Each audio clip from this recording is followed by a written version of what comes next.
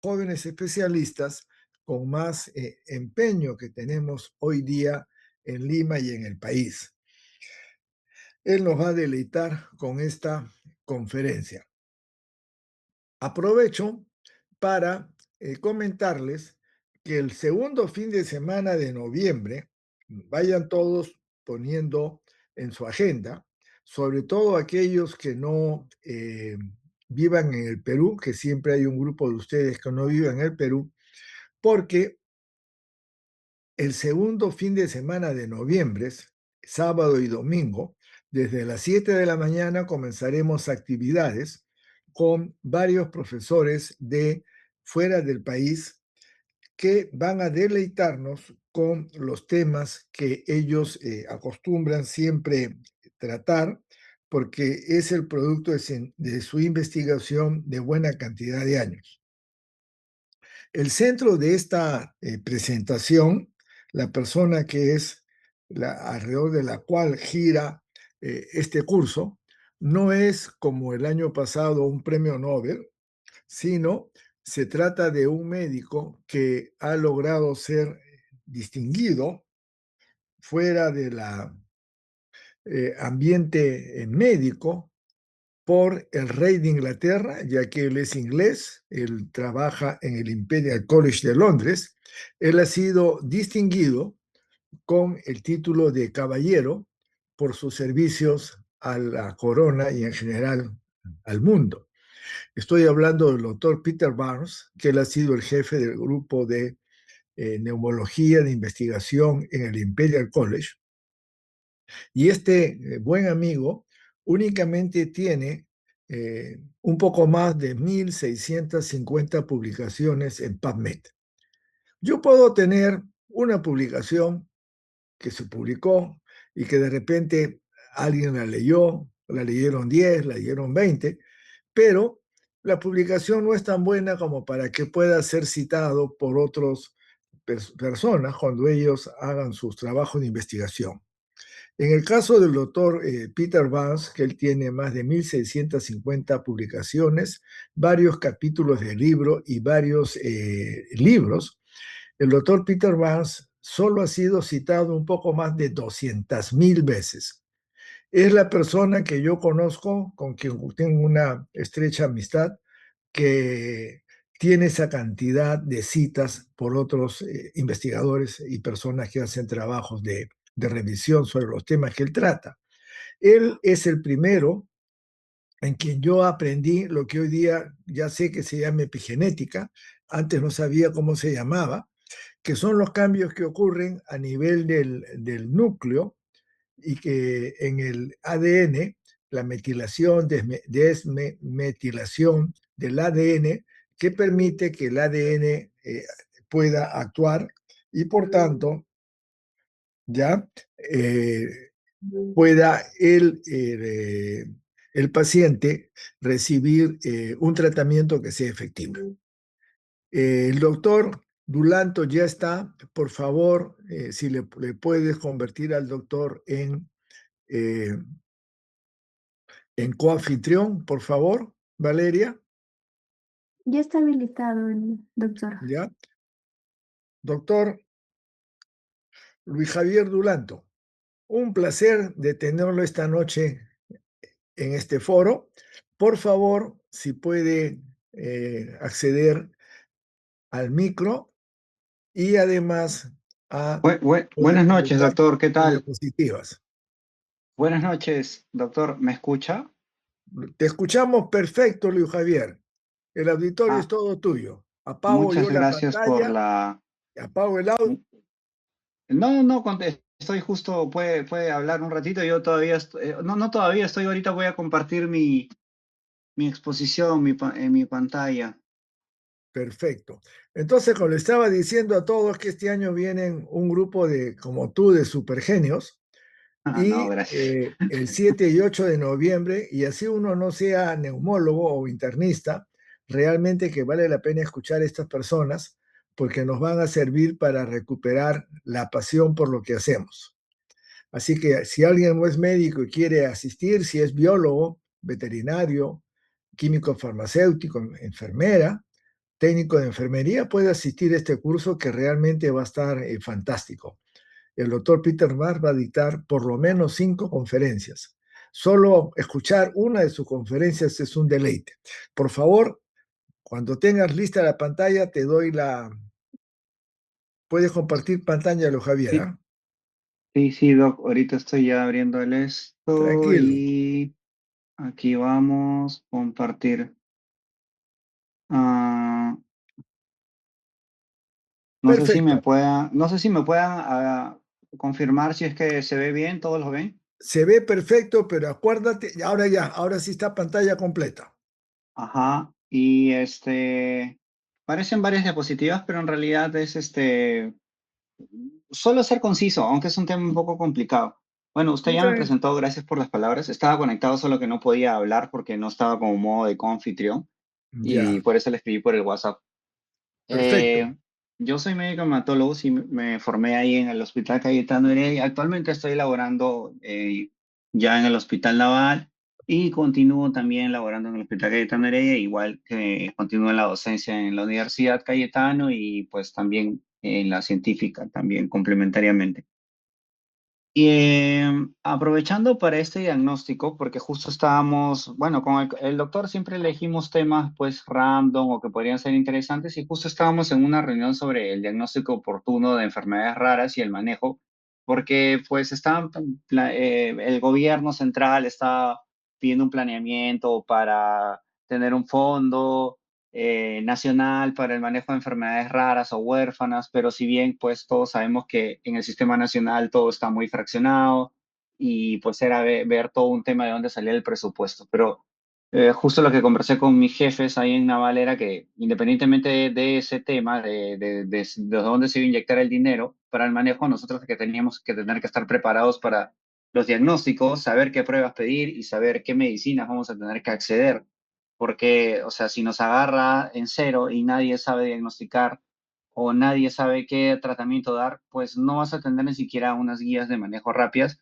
o a veces los pacientes van a terminar complicándose y nunca va a llegar el diagnóstico oportuno. Entonces, precisamente bueno, se me ocurrió la idea de presentar una enfermedad rara del punto de vista hematológico y que muchas veces los pacientes se demoran a veces meses o a veces hasta años para llegar al diagnóstico oportuno y pues sufriendo todo lo que es una mal enfermedad, eh, un mal curso de la enfermedad por el diagnóstico inoportuno. Sin más preámbulo, les voy a presentar lo que es la hemoglobinuria paroxística nocturna, que es una enfermedad caracterizada básicamente por unas médulas óseas no funcionantes adecuadamente, asociados a mutaciones de las series sanguíneas en todas sus líneas hematológicas, llámense glóbulos rojos, glóbulos blancos y plaquetas. Entonces, sin más preámbulos, el temario de esto va a ser una introducción de qué es la enfermedad, a qué se debe la enfermedad, por qué en los mecanismos de acción, la fisiopatología de por qué sucede esto, cuáles son sus manifestaciones clínicas para sospecharlo, el diagnóstico y el manejo y tratamiento. Lo voy a dar algo muy superficial, sobre todo porque hay varios personales de salud. Y no se traben, intentaré hacerlo muy, muy ameno. Y recuerden, nunca le pongan límites a la capacidad que tienen de aprender. Digamos que si algo tiene nuestra especie es los límites inacabables del aprendizaje, ¿no? Eso digamos que es lo que marca a la especie. El eterno, eh, eh, la eterna, digamos, amor por aprender más, ¿no? Entonces, ahí vamos. La introducción. A ver, esta es una enfermedad, bien que se describe. Recuerden que la medicina hace 100, hace 150 años era netamente descriptiva y a mediados del siglo XIX, pues encuentran pacientes que presentaban orinas oscuras. Estamos hablando de orinas oscuras de color como la Coca-Cola, negras prácticamente, como el vino. Bien, y ya en las épocas del siglo XX ya se describen los fenómenos químicos y inmunológicos en los que vemos que esta orina oscura se debe a una destrucción de los glóbulos rojos mediados por un sistema de proteínas llamadas complemento, que es parte del sistema inmunológico. ¿ok? Y ya más adelante, ya en la década del 80 del siglo pasado, ya se entiende cuáles son estas alteraciones a nivel de los glóbulos rojos que lo predisponen a la destrucción por un sistema de proteínas del complemento. Bien. Recordar que el sistema inmune tiene tres grandes funciones. La primera función es el reconocimiento de lo propio. El sistema inmune tiene que reconocer nuestros propios antígenos, nuestras propias proteínas. La siguiente función del sistema inmune es combatir microbios, infecciones, ya sean virales, hongos, bacterias, etc. Entonces, combatir agentes externos, patógenos externos, ¿no? Y por último, combatir células neoplásicas. Constantemente todos estamos formando células con displasia y nuestro sistema inmune tiene que eliminarlas. Estas son las tres grandes funciones entonces, combatir cáncer, infecciones y reconocimiento de lo propio. Entonces se vio que estos pacientes ya en la década de los 80 del año pasado generaban una incapacidad de detener la activación del complemento por ciertas proteínas que no había, que escaseaban en la superficie del glóbulo rojo. Ya en los años 90 se dan cuenta de que estos pacientes no solamente tienen defectuosas las proteínas C55 y 59, que ahora explicaremos con más detenimiento a nivel de los glóbulos rojos, sino todo un bagaje de proteínas que se asociaban a una proteína de anclaje que se llama la glucosilfosfatidilinositol. P y G siempre le decimos nosotros, o PIGA, es lo que lo salimos decirnos los hematólogos en el ambiente clásico, ¿ya? Vamos a decirlo ahora como P y G para que no sea largo. Entonces se dan cuenta que hay una mutación a nivel de todas las series mieloides, no solamente de los glóbulos rojos, y hay una deficiencia de la producción de esta proteína P y G, ¿ya? Entonces, lo siguiente en Evalor es la epidemiología. Recuerden que los diagnósticos, simplemente el grupo etario o la raza, no nos indica un descarte al 100% de una enfermedad, pero sí nos ayuda a englobar o a darle prioridad a ciertos diagnósticos. Entonces hay que recordar que estos pacientes suelen debutar con su enfermedad entre la segunda y cuarta década de la vida. Entonces son adultos de mediana edad, 20, 30, 40 años. Y tanto en la teoría como en la práctica nos vamos a dar cuenta que es así. Difícilmente yo voy a sospechar que un paciente debuta con una hemoglobinuria paroxística nocturna en una edad pediátrica o en una edad geriátrica. Entonces, recordar, gente joven o adultos de mediana edad. Bien, la prevalencia es rara, o sea, 15, 16 pacientes por cada millón de habitantes. Es una enfermedad bien rara. Las definiciones de enfermedad rara van variando por cada gobierno, ¿no? Por lo general, 1 en 100.000 ya se considera enfermedad rara. Algunos son gobiernos, ministerios que dan cifras más holgadas, otros tienen cifras más estrictas. Recordar que tiene una mortalidad de casi 1/3 de los pacientes mueren en los primeros 5 años, ¿ya? A pesar de todo el tratamiento que reciba, y que no hay una diferencia por el sexo. Es equiparable tanto en hombres como en mujeres, ¿ya?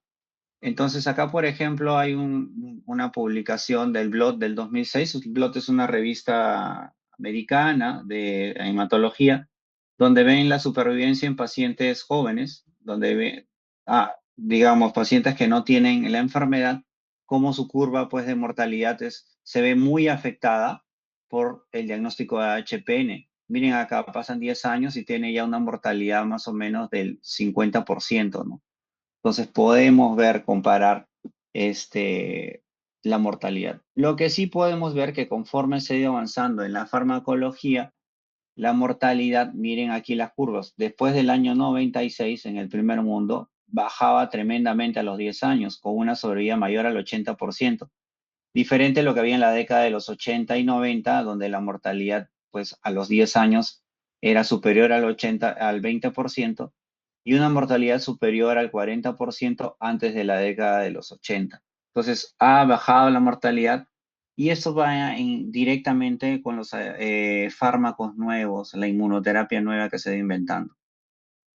Entonces, ¿cuál es la etiología? A nivel del cromosoma X, a nivel de la rama corta, como pueden ver acá, se codifica lo que son los exones. Recuerden que todo en esto de la genética no es tan complicado como uno lo ve. nosotros tenemos cromosomas con sus ramas cortas, su rama corta, que le llamamos BP en la nomenclatura, y su rama larga, que le llamamos Q. Y los exones son un conjunto de tripletes, ¿no? Recuerden, las bases pirimídicas con las bases purínicas hacen puentes, y cada cierto conjunto de exones, cada conjunto de puentes, va a codificar un aminoácido. Cuando estos exones pierden su ubicación normal, se genera una mutación. Entonces, estos pacientes tienen una mutación en el brazo corto del cromosoma X que degenera en una insuficiencia para codificar aminoácidos que al final van a codificar la proteína PIGA. Y estos pacientes, pues, en su superficie de la membrana no van a tener esta glicoproteína. Bien, y ahí está. Bien, en la rama corta, en el exón 22, esa es la nomenclatura. Hay un déficit de la proteína PIGA, ¡pluc! Y no se encuentra esa proteína PIGA. Y esto se traduce en la deficiencia de antígenos de las células mieloides y linfoides de la médula ósea. Ustedes pueden ver la ausencia en los segmentados, que es un tipo de glóbulo blanco que tiene deficiencia de varios números, 24, 66. Y esto parece extraño, pero para nosotros en hematología nos da ya actualmente en esta era, es más, desde hace 30 años, para identificar una célula no es suficiente el ojo humano. Bien, uno puede, evidentemente, algo tan grosero como ver un segmentado versus un linfocito, evidentemente lo vamos a diferenciar. Pero el ojo humano, por ejemplo, no va a diferenciar si es de linaje B o T. Entonces, para eso utilizamos una prueba que se llama inmunofenotipo. En muestras líquidas utilizamos la citometría de flujo y en muestras sólidas utilizamos la inmunistoquímica. Y con esto podemos tener un alcance más claro de qué célula problema tenemos. Podemos ver en qué estadio de maduración está y qué aberrancias de antígeno tiene. Entonces, no es normal que un polimorfo nuclear pierda el 66 y el 24 o que un monocito pierda el 14. Entonces, tiene una sensibilidad y una especificidad muy alta la ausencia de estos marcadores en un contexto clínico de hemoglobinuria paroxística. Y así como hay estas de implicancia diagnóstica en la serie blanca, también hay los de implicancia clínica, las que te dan los síntomas. Y las que te dan los síntomas es la ausencia de dos proteínas, el CD55 y el CD59 a nivel de los glóbulos rojos, que va a evitar que los glóbulos rojos se protejan de la actividad del sistema de complemento. Entonces, ¿por qué ocurre esta mutación? Ahora, dado que son temas complejos o complicados, pero que vamos a simplificar el diagnóstico, quiero que cualquier médico, enfermera, técnico, tecnólogo o personal en general, si tiene alguna duda para ir avanzando, me pueden preguntar lo que quieran.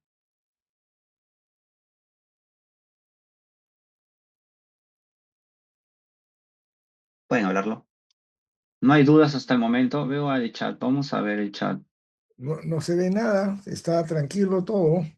Ajá, entonces seguiremos.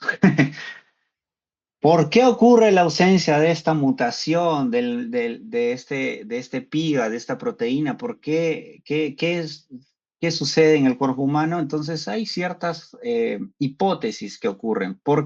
Vamos a ver por qué. Se ha visto muchas veces que esta mutación a nivel de las células hematológicas se asocia a otras enfermedades hematológicas de fondo.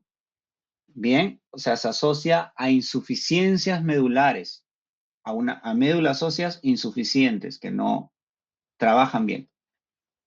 En la mitad de los casos de HPN no vienen como HPN solo, como hemoglobinuria paroxística nocturna. No voy a decir hemoglobinuria paroxística nocturna, esténse atentos, va a decir a partir de ahora HPN, como le decimos todos, digamos, porque el nombre es muy largo.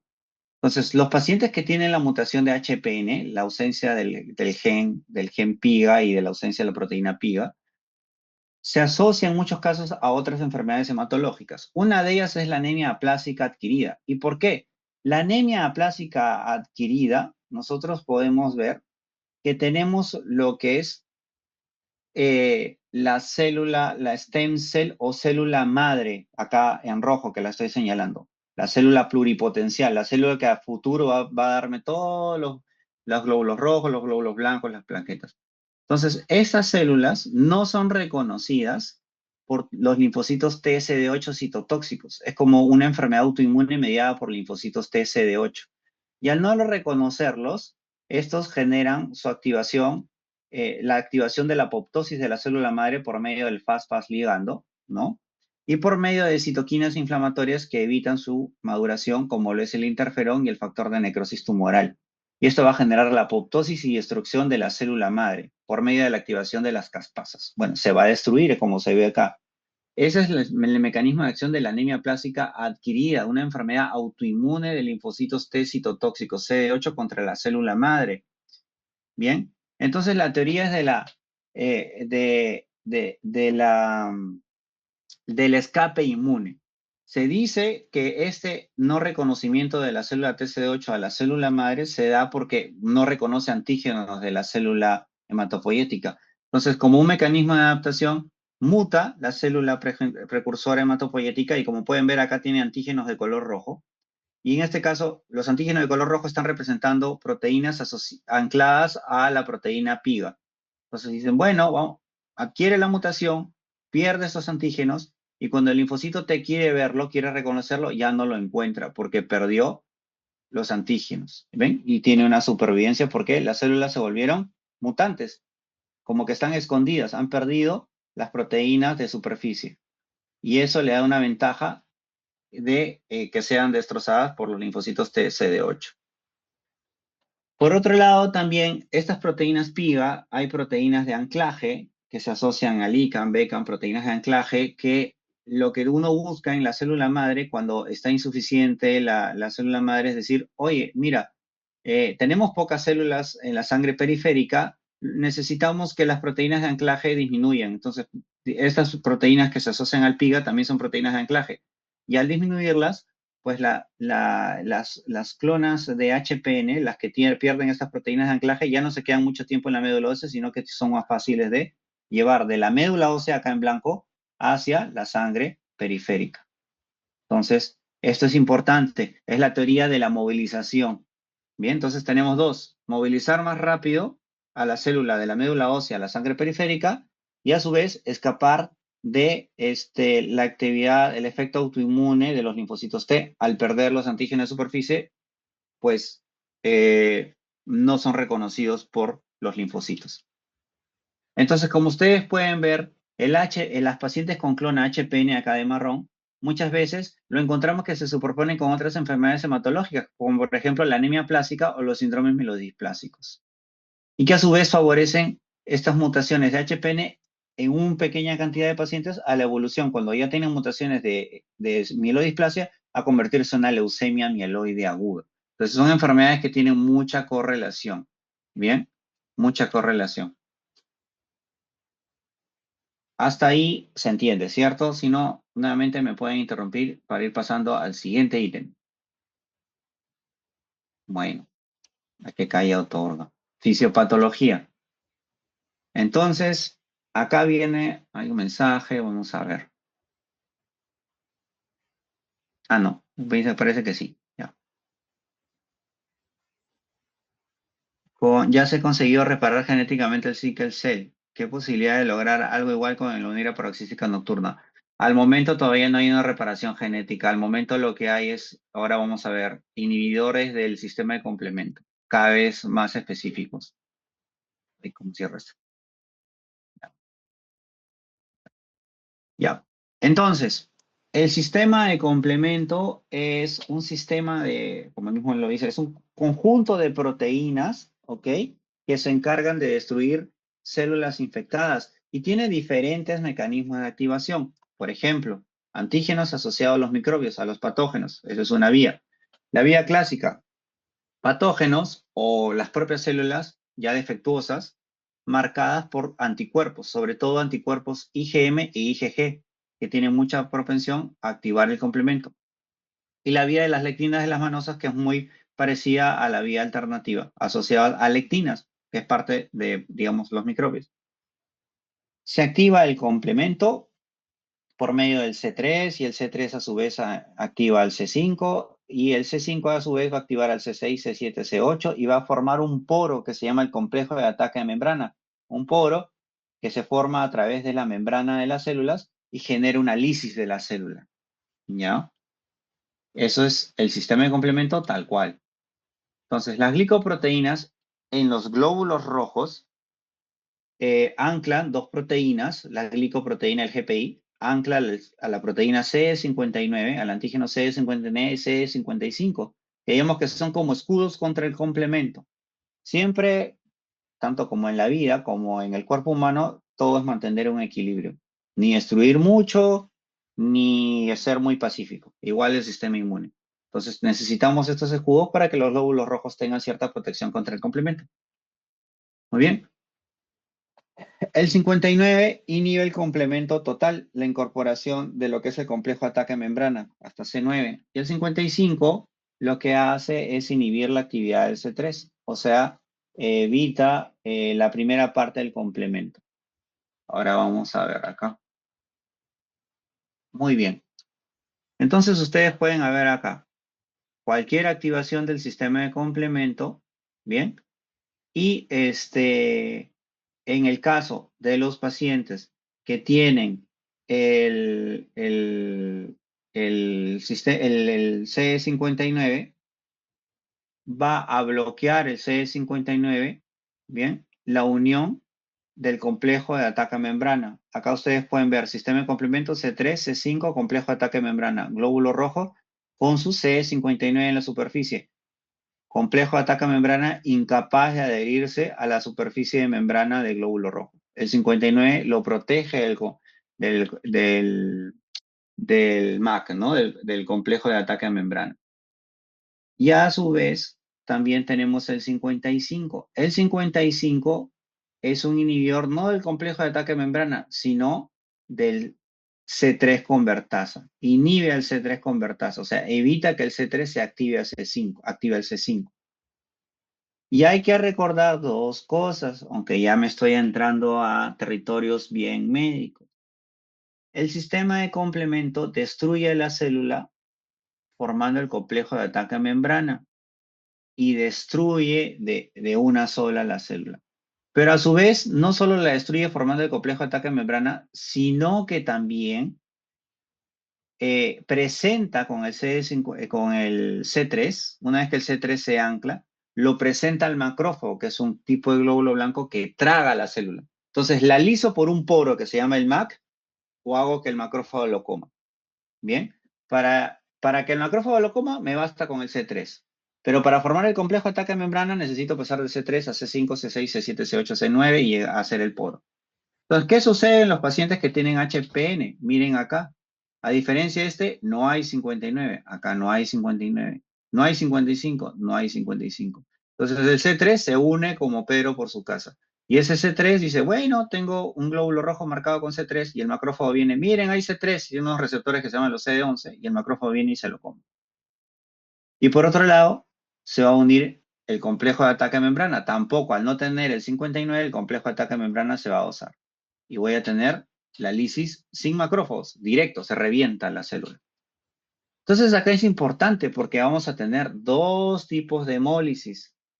Cuando el glóbulo rojo es fagocitado, un glóbulo rojo marcado por C3, se lo come el macrófago, y el macrófago adentro de su fagosoma, que es como digamos un lisosoma, por ciertos enzimas, entre ellas la biliverdina reductasa, entre otras, lo que va a hacer es metabolizar la hemoglobina del glóbulo rojo, destruir la hemoglobina, destruir la globina, separar al grupo N, el grupo N lo separa en protoporfirina, lo separa en hierro y metaboliza esta protoporfirina en biliverdina y esta a su vez en bilirrubina indirecta. Entonces, para yo generar bilirrubina indirecta desde la hemoglobina, necesito un tipo de hemólisis extravascular mediada por los macrófagos. ¿Por qué se dice extravascular?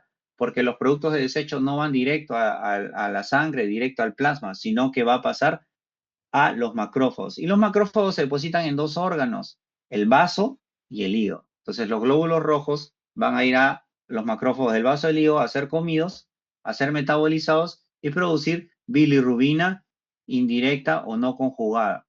Y esta bilirrubina indirecta o no conjugada tiene que ir a los hepatocitos, al hígado, para conjugarse por la glucuroniltransferasa. Y esto a su vez va a servir para la digestión de las grasas, entre otras cosas, y le va a dar el color verdoso, marrón a las heces.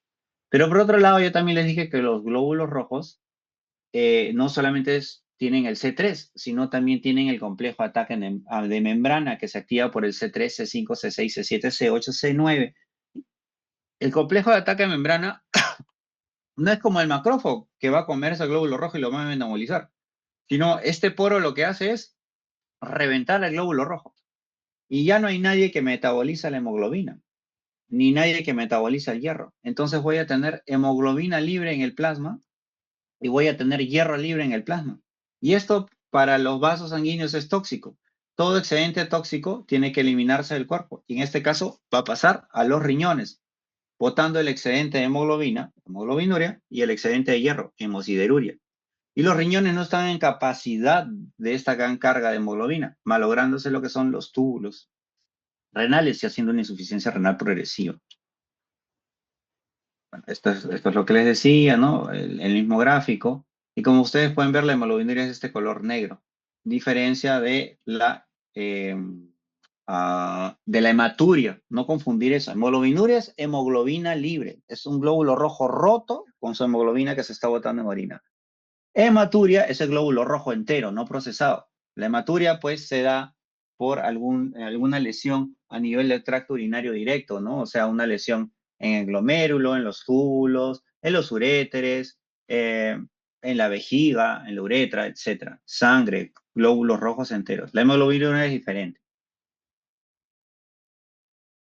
Ah, pasó algo. ¿Se escucha? ¿Sí, no? ¿Aló? Pero se ha perdido la pantalla. Ah, perdón. Ah, déjenme ver un segundo. Discúlpenme.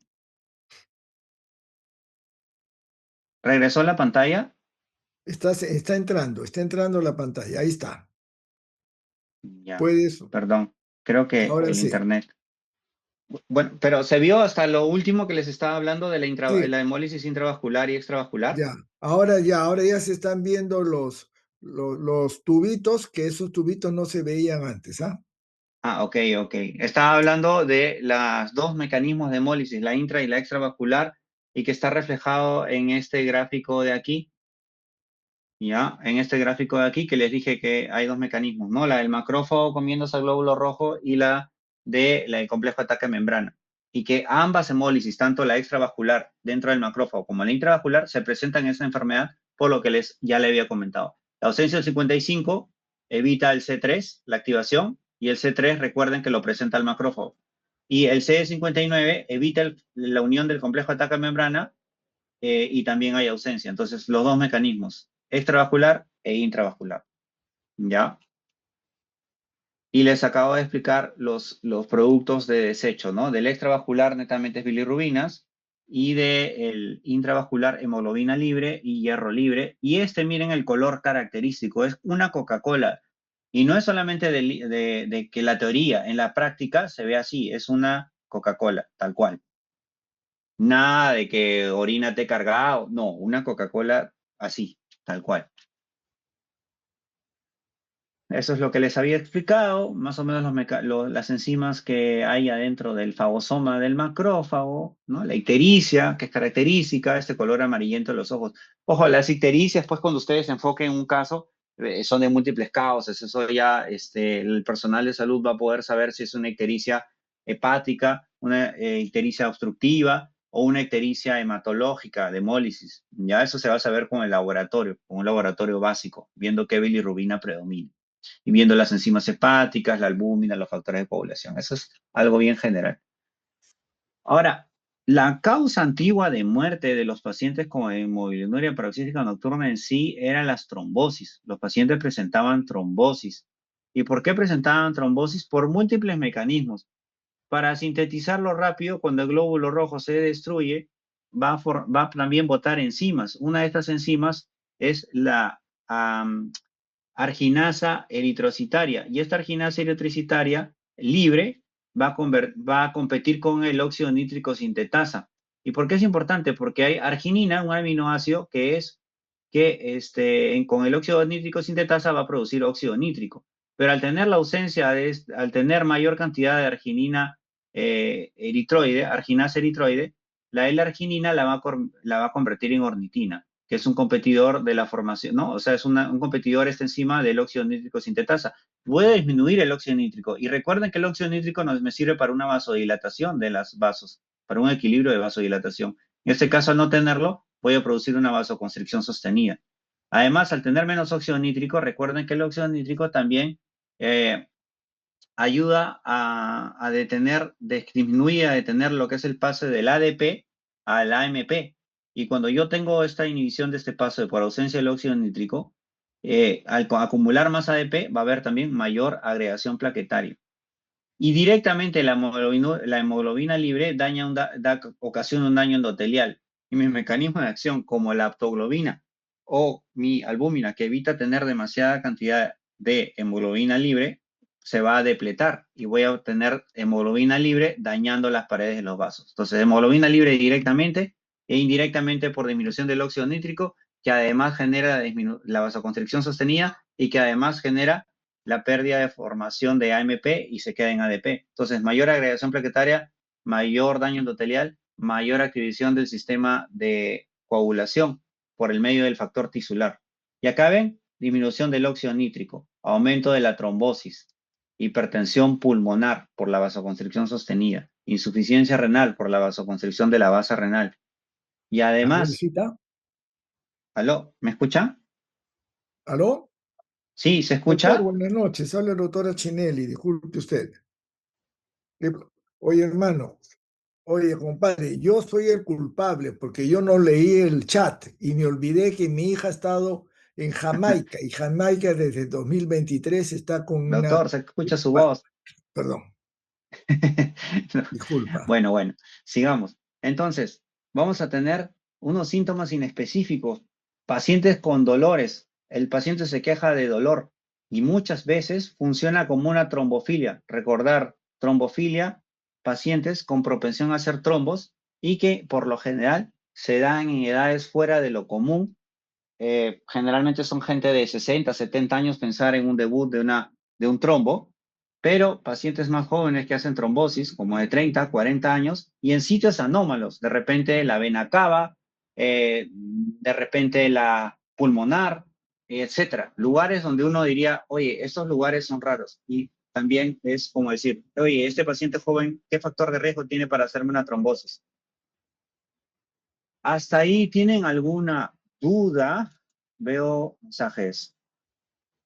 Era de la pantalla. Ya, bueno. Entonces, explicado ya el mecanismo de acción de la enfermedad, podemos ver un montón de síntomas. Los dolores inexplicables, la hipertensión pulmonar con la disnea, evidentemente la anemia por la hemólisis, los síntomas inespecíficos de dolor y disfagia y disnea por la vasoconstricción sostenida y la isquemia, y la trombofilia, las trombosis mesentéricas, trombosis a nivel de cerebral, etc. Entonces, si yo tengo un paciente con un cuadro de trombosis, dolores inexplicables y de repente un cuadro de ictericia o un cuadro de hemólisis, hay que sospechar en esta enfermedad. Entonces, nosotros vemos la hemólisis por bioquímicas. Por lo general, lo que vemos es un aumento de las series inmaduras de los glóbulos rojos que se llaman reticulocitos y un aumento de las enzimas de oxidorreducción, como se llama la lactato deshidrogenasa, que aumenta ante cualquier destrucción celular. Y recuerden lo que les dije, también la hemoglobinuria, la ferropenia, porque yo destruyo los glóbulos rojos y boto hierro por la orina, ¿ya? Pero recuerden que yo les dije que esta enfermedad se superpone muchas veces a las aplasias y a la mielodisplasia y se engloba en la mitad de los casos, tienen otras insuficiencias medulares. Cuando predomina la mielodisplasia o la aplasia sobre la clínica de hemólisis, puedo encontrar más un tema de citopenias, plaquetopenia, neutropenia y una capacidad en la médula de no regenerar la hemólisis con reticulocitos bajos, ¿ya? Entonces acá ustedes pueden ver los pacientes debutan, un 32% tienen pancitopenias porque se asocian a fallas medulares. Solo anemia pura, el tercio de los pacientes, en el que solamente hay clínica hemolítica. Los demás siempre se asocian a alguna otra citopenia porque se asocia a una falla medular. Bien, entonces acá son las presentaciones que les digo. El HPN asociado a otra patología como la aplasia, ¿no? Eh, la hemólisis pura, ¿no es cierto? Hemólisis pura es la presentación clásica. Las subclínicas son pacientes que tienen la clona en el contexto de una aplasia o en el contexto de una mielodisplasia, pero que la clona es muy pequeñita, no produce clínica. Para que yo tenga una clona que me produzca clínica, debe bordear el 10% a más de la cantidad de células evaluadas. O sea, un décimo de mi médula ósea debe tener la clona. ¿Ya? Bueno, eso es un poco la presentación clínica. La principal causa de muerte en la mitad de los pacientes es la formación de trombosis, por lo ya explicado, y generalmente trombosis en lugares raros, mesentérica, Budd-Chiari, sistema nervioso, sistema pulmonar. Y recuerden que las clásicas trombosis de un paciente suelen ser en miembros inferiores. En este caso, ocurren en cualquier parte del cuerpo. Acá está la incidencia de trombosis, pacientes menos de 20 años, 16%, sube 20% entre 20 y 50, y más de 50 ya un 20% establecido. ¿Ya? El aumento de la hemólisis tiene riesgo con la clínica y los eventos trombóticos. Acá podemos ver que sí. ¿Cómo miden la hemólisis? Vamos a poner de cuadro negro los pacientes que tienen LDH por arriba de 1.5 del límite superior al normal. O sea, un paciente con hemólisis activa. Recuerden que el LDH es un marcador de hemólisis. Y se dan cuenta que hay mayor cantidad de eventos trombóticos, tromboembolismo, en pacientes que tienen LDH aumentado en negro. Los que no tienen el LDH aumentado, menor cantidad de eventos trombóticos. O sea, sí es proporcional. A más hemólisis, más trombosis. ¿Ya? Y por otro lado, nosotros tenemos otras trombofilias que me generan favorecimiento a los pacientes de hacer trombos. Está el déficit de la antitrombina 3, el déficit de la proteína S, el déficit de proteína C, la mutación del factor 2, del factor de la protrombina y la mutación del factor 5 Leiden. Todas ellas son enfermedades que generan riesgo de trombosis. Y acá vemos en un trabajo, bien, también del Hematology del 2002 y revisión del Blood del 2006, actualización, la última, de ese trabajo, donde se me compara el riesgo relativo de presentar eventos trombóticos con respecto al HP en otras trombofilias y se ve que es mucho más alto, ¿no? Porque casi siempre uno dice, no, antitrombina 3, proteína S, proteína C, pero bueno, el HPN tiene un riesgo muy alto. Bien, 60, todo está acá en las referencias aquí abajito en cada diapositiva y ustedes pueden ver estas imágenes donde se ve que el 64% de los pacientes hacen disfunción renal crónica y es la segunda causa de muerte luego de la trombosis, bajando más o menos a un 20%. Y por lo que ya les expliqué, ven acá, la tinción de PERS es para ver hierro y acá están los glomérulos llenecitos de hierro en azul, ¿ya? Entonces se taponan. La hipertensión pulmonar que ocasiona insuficiencia cardíaca medida por el ProBNP, también es frecuente. Muchas veces se diagnostica poco, pero siempre estos pacientes son enfermedades sistémicas, hay que ver la funcionalidad cardíaca. Entonces, recuerden que una anemia no filiada con clínica de bioquímica de hemólisis o asociado a eventos trombóticos, hay que sospechar de HPN, porque a veces el paciente está dando vuelta buscando múltiples enfermedades y no se busca. Clínica de trombosis asociada a un cuadro hemolítico, en el que en la mitad de los casos no llegas a evidenciar la hemoglobinuria. Tienes que tener suerte o saber en cuestionar bien al paciente para darte cuenta que presenta esta hemoglobinuria. Y acá están las manifestaciones clínicas, es la anemia la más frecuente, seguida de la hemoglobinuria. Bien, fenómenos hemorrágicos asociados a a síndromes de insuficiencia medular, bien, y la ictericia, miren, más bajo que la hemoglobinuria, pero presente. Tromboembolismos también presentes. Entonces, bueno, esto es la supervivencia en mediana. ¿Cuándo solicito las pruebas? Lo más importante, o derivo a un paciente para la búsqueda de HPN. Indicaciones de estudio de HPN. A la cabeza, orinas oscuras, negras. Siguiente, clínica hemolítica, paciente con reticulocitos altos, LDH alto, bilirrubina indirecta alta, y le hago un test de Coombs, que es para ver una hemólisis autoinmune, la aglutinación de glóbulos rojos, que en su superficie están llenecitos de autoanticuerpos. Si no aglutina y tengo la clínica clara de hemólisis, sospechar Si esta hemólisis más aún se encuentra en sus estudios de dolor, hinchazón, una trombosis, definitivamente tienes que solicitar el descarte. Pacientes con dolores abdominales y asociados a un cuadro hemolítico de fondo, pensar en HPN.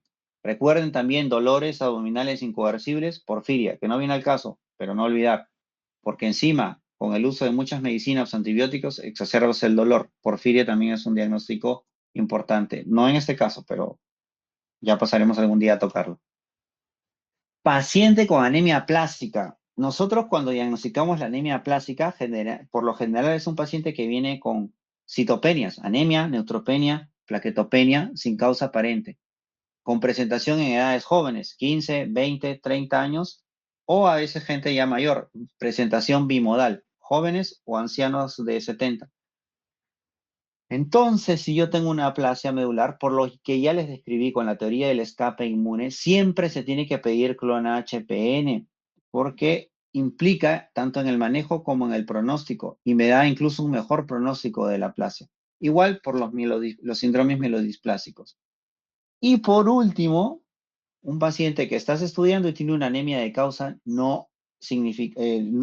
delimitada. Evidentemente ya se ha agotado en estas anemias sin causa aparente estudios completos, pues no, neoplasias ocultas, mieloma múltiple, etcétera, ¿no? Y si no encuentras, pedir una clon de HPN no está mal. Y entonces, ¿qué pruebas se solicitan? Porque uno dice, bueno, quiero descartar HPN, ¿qué hacemos? Y a veces, pues, ¿dónde se hace la prueba? Se hace por citometría de flujo, que es una prueba para ver el inmunofenotipo celular. Es una prueba donde se marcan con anticuerpos marcados con fluorocromos y se ve qué célula marca o no marca los antígenos en su superficie. Tiene el mismo principio que un hemograma. Básicamente, haces de luz que van a medir el tamaño de la célula, van a ver la cantidad de granularidad de la célula, la morfología y ubicación de su núcleo, y según eso lo va a distribuir. Va a decir, este es un eosinófilo, este es un linfocito, este es un granulocito, es un monocito, etc. Pero además de eso, le añaden marcadores con fluorocromos. Entonces, el 59, por ejemplo, y acá se ven qué marcadores son diagnósticos para HPN. El 59 y 55 en el glóbulo rojo. Pero no se utilizan los glóbulos rojos porque son muy difíciles de marcar. Se utilizan los neutrófilos y los monocitos. Y la ausencia del 16, 66 y 24 en neutrófilos, como el 14 y el FLAIR en monocito neutrófilo, nos da una idea de que si tienen ausencia ya es diagnóstico. Entonces, no se olviden, ya no se utiliza el test de Hams, el test de Wilson, ni ninguno de esos test bioquímicos. Se utiliza la citometría de flujo con una especificidad de casi 100%. Y las pruebas se hacen en sangre periférica, no en médula ósea, porque lo que quiere evaluar son células maduras que tienen la mutación, que no marca estos antígenos de superficie. Y me pueden preguntar, doctor, ¿y por qué no lo pedimos en la médula ósea? Porque en la médula ósea lo que tengo son progenitores, células bebés inmaduras. Y estos son marcadores que están anclados en células maduras. Evidentemente, si yo lo pido en la médula ósea, me van a salir negativos. Y eso no está mal, porque en la médula ósea podría encontrar células que todavía no tienen estos marcadores porque todavía son bebés. Entonces, el estudio de la ausencia de estas proteínas, de antígenos de superficie, se hace en sangre periférica y en los glóbulos blancos. En los glóbulos rojos, no por un tema de técnica, porque es difícil de marcar un glóbulo rojo, pero para temas de ensayos clínicos o estudios sí se hace el marcaje del 59 y 55. Básicamente para estudio, ¿no? Hasta ahí, ¿tienen dudas? Y es importante porque, miren, a nosotros nos llegan los pacientes con 2 años de espera en el que están de hospital en hospital, de centro en centro, sin el diagnóstico, y nos llegaban a nosotros bueno, le hacíamos el estudio porque, digamos, es la especialidad, ya lo tenemos como que a flor de piel, y lo pedimos y los estudiábamos, ¿no? Y se hacía el diagnóstico ya más rápido, porque no es nada del otro mundo, solamente sospecharlo. Y también, pues, como parte de nuestros ensayos que hacemos probando inhibidores de complemento. Antiguamente se trataba con andrógenos, se trataba con andrógenos como el danazol, estimuladores inhibidores del sistema inmune como los corticoides, pero con resultados muy mediocres. Y en el 2003 se inventó lo que era, bueno, acá está todo lo que era ácido fólico, esteroides, nada de esto funcionaba. El manejo de las trombosis, recuerden, pacientes con clon HPN y con plaquetas menos de 100.000 y un clon de HPN menor del 50%, podríamos obviar la profilaxis de trombosis. Pero un paciente que tiene una clona muy alta, o sea, más del 50% de tus células clonadas, y con plaquetas normales, sí o sí deberíamos de dar una profilaxis de anticoagulación. Podemos usar enoxaparina o nuevos anticoagulantes orales. Bueno, ahí todo un esquema que no viene al caso. Tribindolisis ya cuando hay un evento trombótico severo. No me voy a entrar mucho en terapéutica. Me voy a centrar, sí, en lo que es el manejo. El trasplante tampoco da muchos resultados. Pacientes no trasplantados sobre trasplantados, la sobrevida global se superponía. No hay mucho, pero sí cambió todo con los inhibidores de complemento. Los inhibidores de complemento cambiaron el destino de esta enfermedad, ¿bien? Porque, por ejemplo, el Soliris, el eculizumab, fue el primer inhibidor de complemento. Lo que hace el Soliris, acá de verde, es marcar al C5 y hacer que el macrófago se coma a tu C5. Y al no tener C5, pues no se activa el complejo de ataque de membrana. Y voy a proteger al HPN de la hemólisis intravascular. Recuerden, C5, C6, C7, C8, C9. Marco el C5, mis macrófagos se comen a mi C5, ya no tengo cómo activar el complejo de membrana. Pero había un problema con el Soliris, con el eculizumab, que no inhibía al C3. Por lo tanto, el complejo de ataque de membrana ya no se formaba, pero el macrófago seguía comiéndose al glóbulo rojo por medio del C3.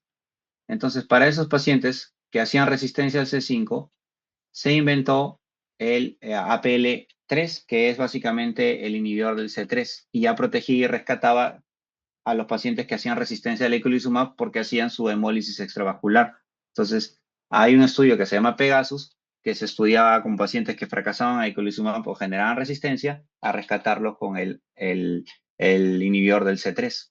Y recuerden que el C3 ya bloquea lo que es la activación del C5. Por lo tanto, te protege el macrófago mediado por el C3 y te protege el complejo de ataque membrado mediado por el C5, porque cortas la cascada del sistema de complemento de raíz.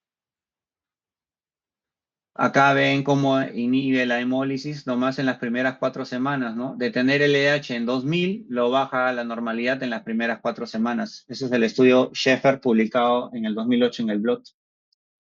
Bueno, ya las profilaxis infecciosas generalmente para meningococo, estafilococo y neumococo, porque al inhibir el complemento puede haber reactivación de gérmenes encapsulados, ¿no? Eso es básicamente lo que se da. Los esquemas de vacunaciones para meningococo, le vacunamos los 3 encapsulados. Y el estudio Schaeffer también ve cómo acá los niveles de hemoglobina, que están en 9 de hemoglobina, 10 de hemoglobina, ven acá como la pacientes que tenían menos de 9 de hemoglobina, conforme iban llegando a las 16 semanas, iban subiendo, a las 28 semanas normalizaban, iban normalizando la hemoglobina por arriba, ¿no? Entonces, también normalizada la hemoglobina. Bien. Y también la reducción de transfusiones, ustedes pueden ver, ¿no? A la cantidad de los meses, ¿no? La cantidad sin eculizumab, por ejemplo, cómo baja con el eculizumab. Prácticamente ya no hay transfusiones luego del año de tratamiento. Los eventos trombóticos sin tratamiento de eculizumab, 33 eventos en un total de 195 pacientes, pacientes que no reciben inhibidores de complemento, y los pacientes que reciben inhibidores de complemento como el eculizumab, de 195 pacientes bajaron a 3 eventos. O sea, muy significativo.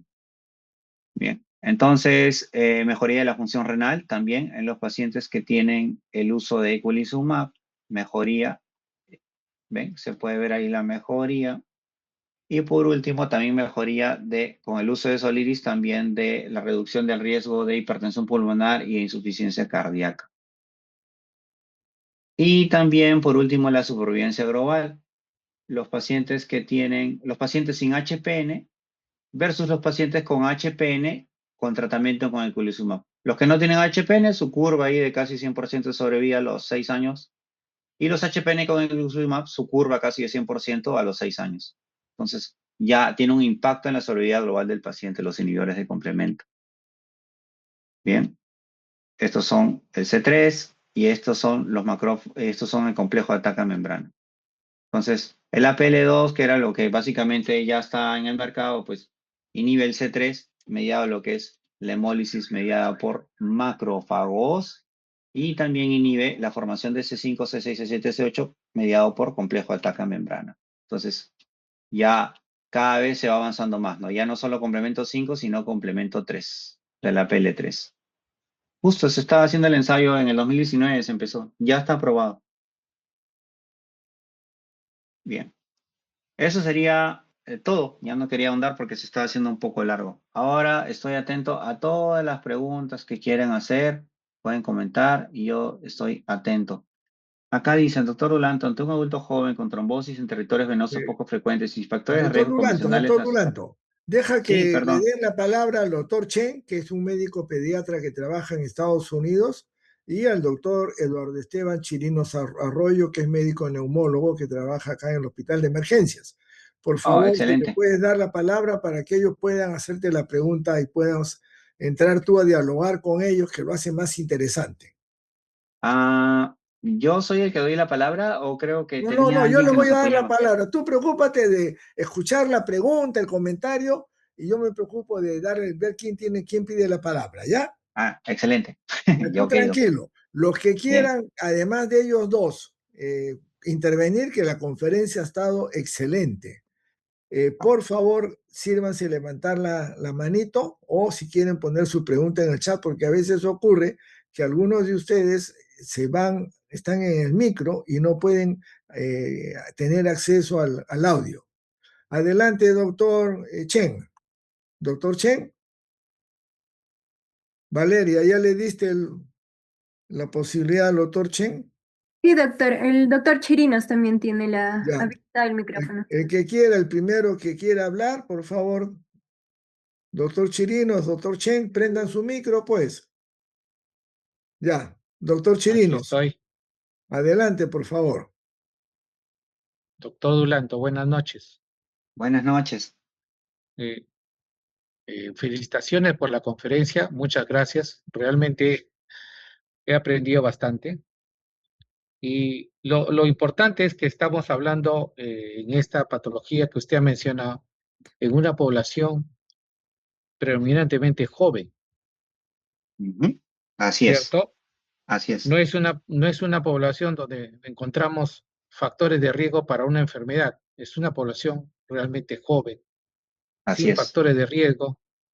De pronto se nos presenta esto de una manera catastrófica y que puede obligarnos a dar diagnósticos diferenciales. Pero usted muy bien lo ha enfocado, el HPN es realmente, ni siquiera lo pensamos, le soy sincero, ni siquiera lo hubiera sospechado.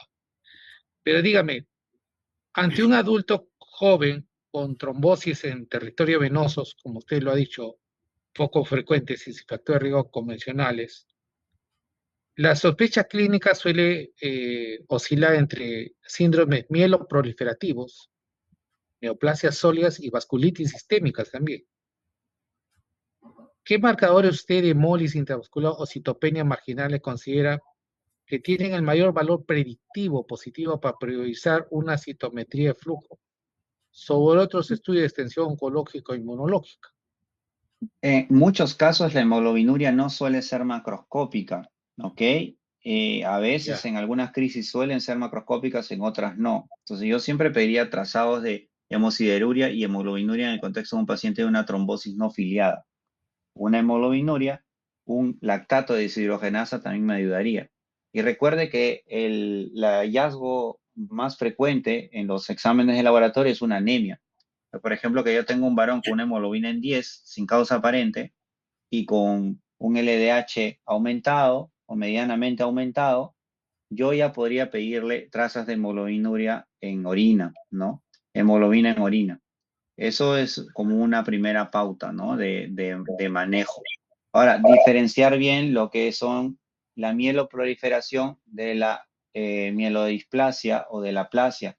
Una es una insuficiencia miedular, mientras que el otro es una mieloproliferación de la médula, o sea, que no se detiene. Entonces, es un contexto diferente, ¿no? Son pacientes que vienen con trombocitosis, son pacientes que vienen con hemoglobinas altas o que vienen con una gran leucocitosis, ¿bien? En los mieloproliferativos. Acá, por el contrario, estamos hablando que se asocia a citopenias. La anemia se asocia a neutropenia o se asocia a trombocitopenia. O sea, es un contexto hacia el otro extremo. Y recordar eso, ¿no? Anemias no filiadas, cuadro bioquímico de hemólisis, a veces aumento de bilirrubinas indirectas, trazas de hemoglobina en orina o de hierro en orina, ya me está indicando la sospecha de buscar la clona, ¿no? Doctor Dulanto, quería yo insistir de los comentarios que han hecho ustedes. Anemia con aumento de LDH, ¿qué anemias producen aumento de LDH aparte de la HPN? En general, cualquier anemia hemolítica produce aumento del LDH. Recordar que el LDH es un marcador inespecífico, que lo que muestra es una gran destrucción celular acelerada. Por ejemplo, un linfoma de Burkitt presenta LDH aumentado. Pero, digamos, las otras hemólisis, no de HPN, las otras anemias mediadas por mecanismos de hemólisis, generan LDH. Las anemias hemolíticas autoinmunes por autoanticuerpos producen LDH aumentado. Las talasemias en sus cuadros hemolíticos producen LDH aumentado. Las anemias falciformes producen LDH aumentado. Entonces, el LDH es un marcador de hemólisis, ¿ya? Eso no hay que confundir. Porque poner otro ejemplo, ya que acá hay bastante personal médico, más o menos un 20% de la población podría hacer test de CUM positivos, que no tiene nada que ver con HPN. Estamos hablando netamente de anemia hemolítica autoinmune para autoanticuerpos. ¿Por qué? Porque todos generamos anticuerpos y a veces se pueden adosar a nuestros glóbulos rojos. Y cuando hago el reactivo de CUMS, los voy a pegotear todos. Pero es un falso positivo, porque si ese cuadro, este CUM positivo, no se acompaña de una disminución de la hemoglobina, de un aumento de LDH, de un aumento de bilirrubinas indirectas, pues no tengo ninguna hemólisis. Simplemente lo que tengo es anticuerpos que no me generan activación inmunológica. Entonces siempre hay que interpretar estas pruebas. Ya, el LDH, como le repito, doctor, es inespecífico, pero sí me podría estar indicando un cuadro hemolítico en el contexto de una anemia. ¿Hay alguna anemia hemolítica que tenga valores más altos de LDH o todos están en el mismo nivel? No, generalmente tienen más nivel las que están en crisis agudas y las que debutan con crisis generalmente son las anemias hemolíticas autoinmunes o una crisis de HPN, porque digamos que el curso de o de repente una crisis también es de anemia drepanocítica. Pero por ejemplo, las esferocitosis o las talasemias suelen tener el LH elevado, pero sin hacer picos, porque no son por crisis, suelen ser suelen ser de forma larvada y crónica y persistente, ¿no? Doctor Dulanto, Perfecto. una pregunta. Una cosa, por favor, doctor Dulanto, si puede dejar de compartir su presentación para verle la cara, doctor. Ah, perdóneme. Ah. Doctor A ver, Dulanto, una no estoy muy pregunta. peinado. Déjame ver un segundo. Ah, a ver.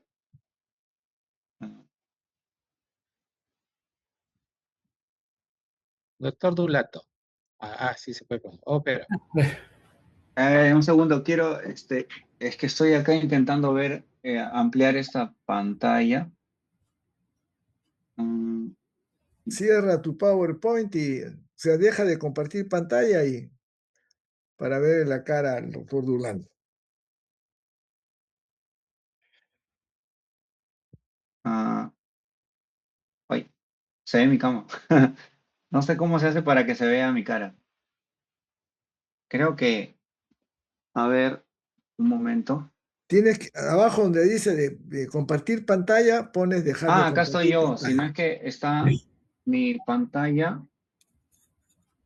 No sé dónde está. Ah, ya sé cómo es. Es que tengo doble computadora. Allá. Ah, tengo que mirar a ya. esta computadora. Un segundo. Esto es un poco extraño. Ah, Ah. se va. Es que Doctor Dulanto, una tengo. pregunta. Ah, Un ra- un ahí estoy, ratito. más o menos. Sí, tranquilo. Sí se le ve bien peinado y con gomina. Bueno, Doctor Dulanto, una pregunta. ¿Qué costo tiene más o menos una citometría de flujo? las citometrías de flujo están alrededor de 1.000 soles, 1.200 soles en el Perú. Pero ese es Pero digamos, la mayoría de seguros, tanto el MINSA como el Salud lo cubren y las Fuerzas Armadas también. ¿Y dónde se hace? ¿En ministerio? ¿En dependencia del ministerio o ese En precio el privado? caso de salud se hace en el Revaliati y en el caso de ¿Minsa? el MINSA lo hace el Neoplásicas, el servicio de citometría de Neoplásicas. Bueno, nosotros íbamos a tener un citómetro de flujo ahí en el CENEX, ¿ah? Yo lo dejé presupuestado, todo para hasta microscopio electrónico, pero finalmente no se hizo nada. No se ha terminado el CENEX hasta ahora. Lamentablemente ya pasaron más de 13 años. Sigue nomás, por Doctor, favor, una, con tu una última pregunta. pregunta. Sí, Dígame, en relación a factores ambientales específicos en Perú, como altitud o la exposición a contaminantes ambientales, ¿podrían estos acelerar la expresión del clon de HPN en adultos jóvenes previamente asintomáticos? ¿Se ha visto esto no o hay tiene una alguna? relación causa-efecto, doctor, pero lo que sí, a ver, lo que sí se ha visto que los pacientes de estratos sociales más bajos, o a veces yo también ya eso no tengo nada que una relación causa-efecto, pero por lo general pacientes que del campo, que se asocian a fumigadores o estas cosas, o de bajos recursos, hacen bastante aplasias, no HPN, aplasias. Y bueno, la aplasia en muchos casos se asocian a clones de HPN por la teoría que ya había dicho, ¿no? Gracias, doctor. Doctor Chen, por favor. Buenas noches, muchas gracias. Lo felicito, doctor Dulanto. Muy, Oh, muchas muy, gracias, doctor. Buenas muy, noches. muy buena conferencia. Me hizo recordar a los grandes profesores que hemos tenido justamente sobre la gran hematología en el Perú. Ve, tremendo maestro que tuvimos en el Hospital 2 de Mayo, el Hospital de Bagliati. En varios centros tuvimos enormes maestros de la hematología. Dentro del Gracias. diagnóstico diferencial de esta patología que ve, podríamos comprender, ya que es motivo de enorme preocupación de salud pública, la anemia infantil peruana, que es bastante prevalente entre nosotros, podríamos comprender entre las anemias infecciosas que tenemos, las anemias parasitarias, las anemias por B, por metales pesados, la, Plomo. las anemias infecciosas por la famosa verruga peruana, y también ve las situaciones accidentales que se pueden presentar por la mordedura de arañas, el oxocelismo. El Recuerdo haber visto oxocelismo. yo pues, en la emergencia del 2 de mayo, recuerdo que nos traían pues, el pomito pequeño, con lo que dice usted, prácticamente la orina negra, como una Coca-Cola, como usted lo ha especificado. Eso debemos comprenderlo dentro del diagnóstico diferencial, lo mismo que las porfirias o las anemias hemolíticas autoinmunes, como usted señala. En su experiencia, muy, ¿cuántos casos de anemia paroxística de hemoglobinuria paroxística usted ha tenido oportunidad de ver? Que yo recuerde. Bueno, yo le puedo dar un sesgo porque yo he tenido alrededor de 7 diagnosticados y he tenido 4 manejados porque yo estuve dentro de un ensayo clínico para probar el APL2, que es el inhibidor de complemento. Pero Ya. bueno, tal vez por este tema de estar en un ensayo de búsqueda de pacientes yo sé un sesgo, ¿no? Porque pues sí he visto una buena cantidad y como le digo, manejé con inhibidores de complemento a 4 pacientes y el resto de ellos, ¿no? Los otros 3 fallecieron porque pues no fueron antes del ensayo, ¿no? O sea, no, en Perú no teníamos nada que ofrecerle. Porque en Perú en sí no está aprobado los inhibidores de complemento. O sea, no, un paciente asegurado no tiene acceso a un inhibidor de complemento. Y la exposición a la hipoxia crónica puede ser también un disparador de esta hemoglobinopatía. La hipoxia crónica, un disparador para la patología. No, al contrario, esta patología genera hipoxia crónica. Ya. Al contrario del sickle cell, que cuando se somete justamente a hipoxia, a veces vienen las crisis. Sí, la crisis del sickle cell, cuando hay ambientes con baja presión de oxígeno, generan las crisis. Y recordar que en este caso no se asocia a las bajas presiones de oxígeno, sino se asocia a la activación del sistema inmune de repente por un cuadro infeccioso. Un cuadro infeccioso puede exacerbar la crisis hemolítica en estos casos. Y en el diagnóstico diferencial, ¿cabría nuestra famosa enfermedad de Carrión también? A ver, la enfermedad de Carrión netamente es una hemólisis extravascular. Lo que define la enfermedad, lo específico de la enfermedad, es el componente intravascular. Las hemólisis de predominio intravascular son contadas con los dedos. Por ejemplo, incompatibilidad ABO, un error en la transfusión. Yo me equivoco y le paso un grupo A a un paciente del grupo O. ¿Ya? Le genero un cuadro hemolítico. También tengo lo que es las crisis hemolíticas por deficiencias de enzimas, como la glucosa 6-fosfato de deshidrogenasa. Puede tener un componente intravascular. Por último, también las anemias hemolíticas autoinmunes por anticuerpos fríos o mediados por IgM, que generan un componente intravascular predominante. Y por último, la HPN. Entonces, no hay muchas hemólisis donde el componente intravascular sea clínicamente tan importante. El resto de hemólisis, si bien pueden tener algo de componente intravascular, el predominio netamente es macrofágico, extravascular. Casi la mayoría, ganador siempre, componente extravascular. Intravascular, muy pocas. Muchas gracias. No, ¿de qué, doctor? En los 4 pacientes que tú manejaste con tu inhibidor, ¿qué tal evolución tuvieron? ¿Podrías contarnos? Muy buena. En sí ganaron independencia transfusional, que eso es algo importantísimo para el hematólogo, y 2 de los 4 normalizaron hemoglobina al 100% y los otros 2 tuvieron hemoglobinas mayores a 10. Y las crisis hemolíticas, pues, se acabaron dentro de los primeros 3 meses de tratamiento. ¿Y siguen recibiendo tratamiento o ya lo dejaron? Por uso compasivo le dejaron el medicamento, porque el ensayo acabó justo el año pasado. Y la familia y los pacientes están recibiendo el medicamento después de haber acabado el protocolo. Ajá, sí. Yo te Se tramitó por felicito, yo te felicito porque poca gente se preocupa de seguir dándole a sus pacientes el medicamento cuando el medicamento cae bien. Yo recuerdo un doctor que murió el año pasado, que era un famoso médico neumólogo que trabajaba en el Instituto del Corazón de la Ciudad de México. Tenía la serie más grande de pacientes con hipertensión pulmonar primaria, de la serie más grande del mundo. Por lo cual a él lo iban a buscar para que él probara nuevos medicamentos, que para hipertensión pulmonar primaria, que es una catástrofe la enfermedad, los medicamentos pues van saliendo a contagotas y no hay muchas personas que tengan una buena cantidad de pacientes. Él allí centralizaba a todos los pacientes de la Ciudad de México, que creo que tiene más de 20 millones de habitantes ahora. Él no aceptaba un protocolo si es que la compañía que daba el producto prometía por escrito que si el paciente iba bien con el producto, él lo iba a recibir de por vida hasta que apareciera un producto que fuera mejor y entonces el paciente con sus médicos decidiera el cambio del tratamiento.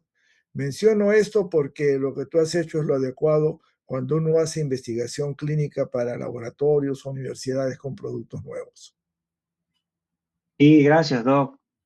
Sí, a eso también se torna un poco así también como lo que siempre hablamos, lo profundo, lo filosófico, ¿no?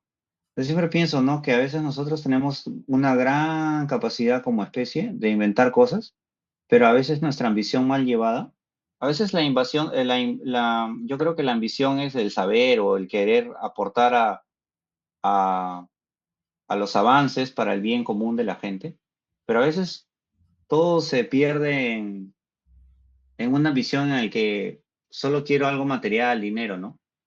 Y eso te hace perder un poco el foco, ¿no? Oye, ¿qué quieres al final? ¿Quieres ayudar? ¿Quieres hacerte rico? Porque netamente los laboratorios quieren recuperar su inversión, ¿no? Pero eso yo me pongo a pensar, ¿verdaderamente es un laboratorio que quiere ganar dinero el que debe llevar esto? ¿O son los estados que deben de llevar esto? Me lo dejo al aire, ¿no? Porque al final, o sea, al final este es para el bien común, no es para hacer un negocio. Yo lo pensaba así, pero bueno. Por eso te felicito, pero al final esa es la razón, pues. Pero es un problema mundial hoy día. Todos hemos perdido, todos, comenzando por Achinelli, la pasión por la medicina y el sentido de a dónde llevar nuestras vidas. Esto ha hecho que la Academia Nacional de Medicina haya sacado un comunicado hace unos pocos días, justamente reclamando por la falta de pasión que tenemos hoy día los médicos en el Perú, y es una realidad. Entonces, el encontrar que estamos en problemas en la parte política, en la parte económica, no por falta de dinero, sino por la administración del dinero, que nos tiramos todo, que cada uno chapa lo que puede, hace pues que sea una manifestación de esta crisis, que es una crisis global. Y entonces lo único que nos queda es poder hacer las cosas bien, ¿no? Imagínense que hubiéramos podido comprar en el hospital el citómetro, porque ya si tienes el citómetro puedes hacer una cantidad de pruebas para estos pacientes, ¿no? Y para pacientes que necesitan una citometría de flujo para tener un adecuado diagnóstico. Yo quería aprovechar para hacerte una pregunta, que es una pregunta bien personal. Me ha encantado la forma, y al doctor Chen también le ha gustado muchísimo, él lo comentó, como tú has presentado tu conferencia. Tú manejas todo lo que son vías, pero con una facilidad increíble. Mi pregunta es, ¿cuánto tiempo te ha demorado poder tener es que lo que dicen los gringos, y decía Carcelén, ese expertise en poder moverte, en presentarnos tus gráficos, tus cuadritos, en la forma como lo has hecho?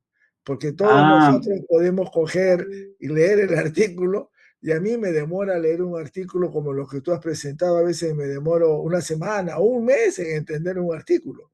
Lo que yo quería justo es que nos dijeras a todos cuánto te ha demorado poder llegar a tener la facilidad de entender lo que lees en base a biología molecular y genética para que nos los hayas podido explicar hoy día en una forma tan sencilla.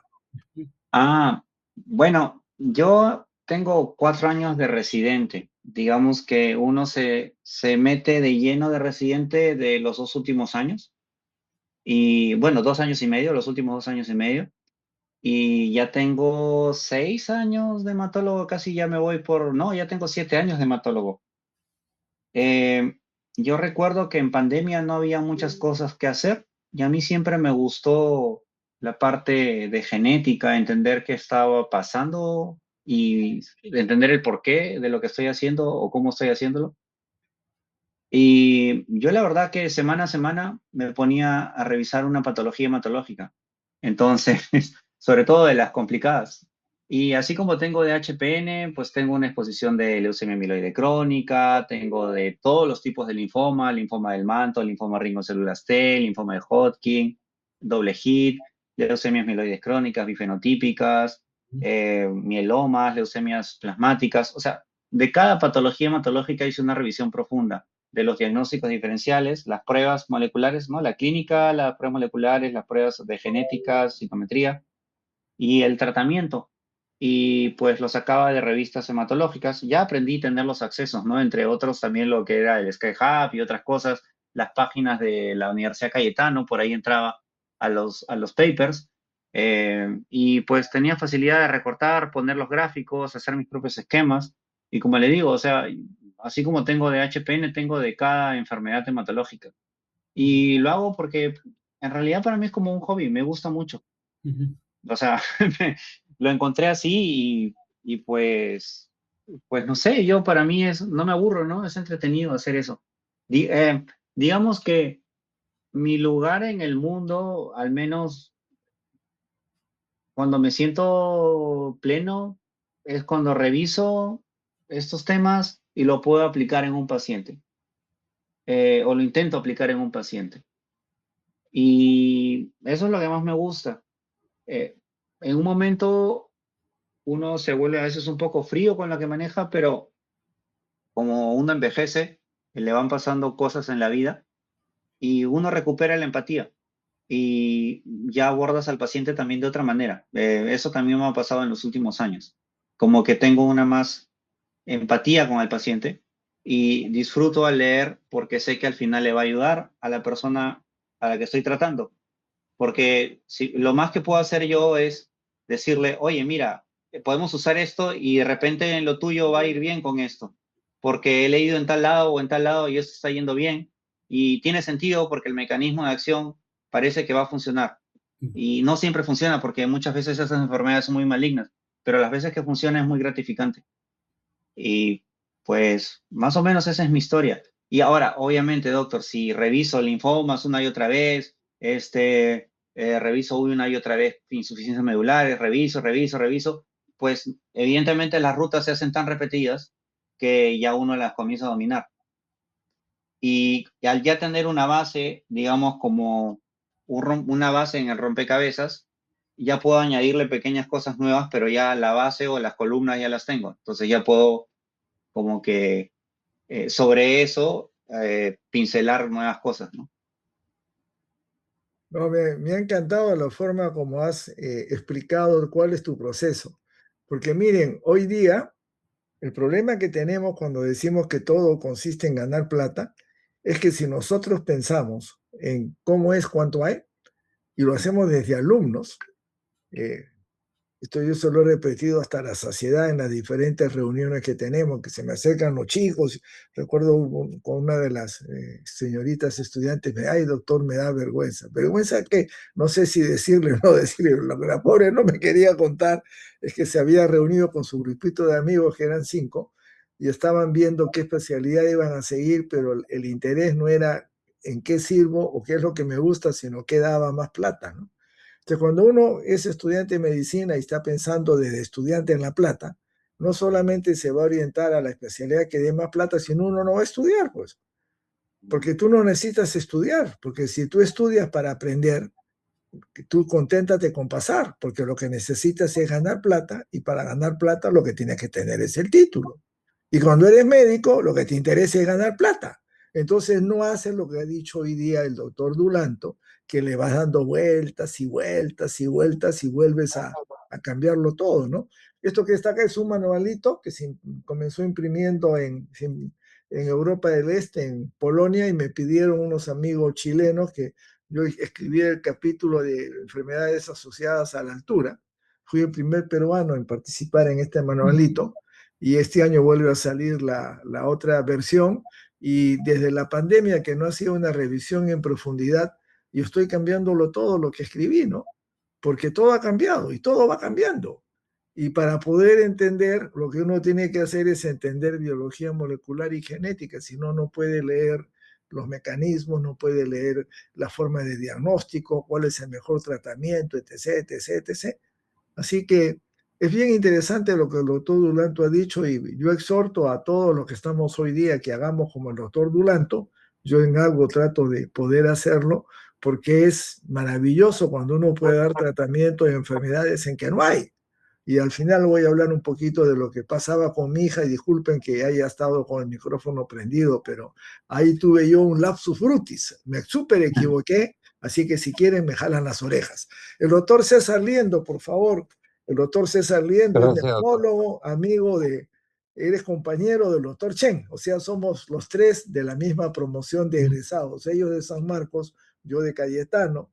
El doctor Liendo, como siempre lo repito, fue el mejor interno, según el doctor Subauste y sus adláteres, cuando él estaba de interno en el Hospital Loaiza. Adelante, por favor, César, con tus comentarios y preguntas.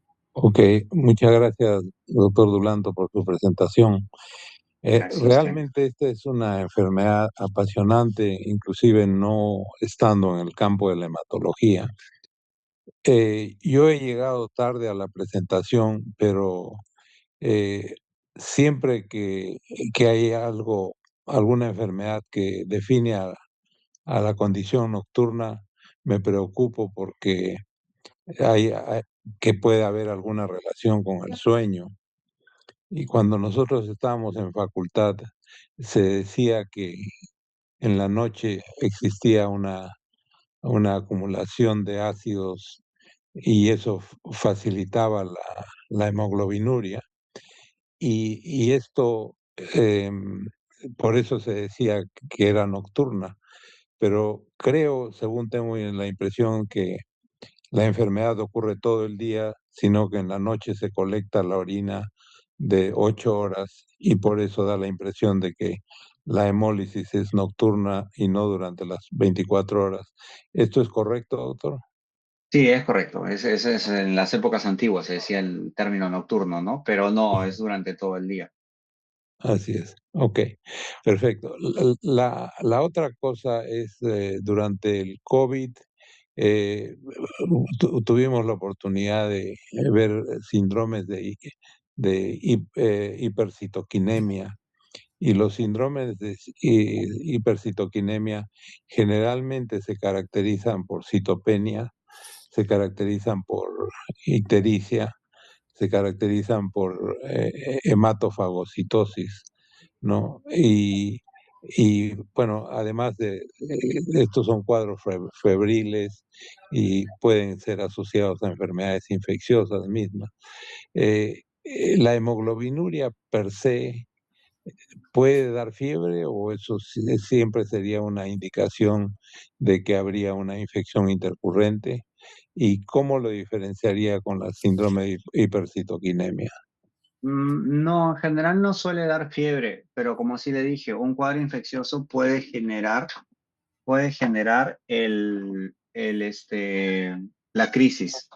Ya puede generar la crisis porque hay una mayor activación de citoquinas, como usted mismo dice, y al activarse las citoquinas, se activa el sistema de complemento y a su vez se activan los macrófagos.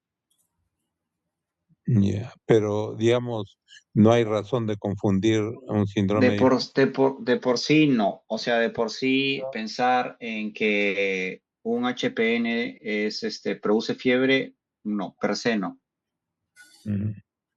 Y, ¿todavía se considera la HPN como una enfermedad eh, preleucémica o eh, que precluye un desarrollo de un síndrome mieloproliferativo en el futuro o no? No como mieloproliferativo, digamos, como le digo, se asocia muchas veces a displasias y la mielodisplasia per se sí puede generar una alteración que predisponga a las leucemias. En general, cualquier alteración en exones predispone a que un paciente pueda desarrollar en un momento una leucemia mieloide aguda.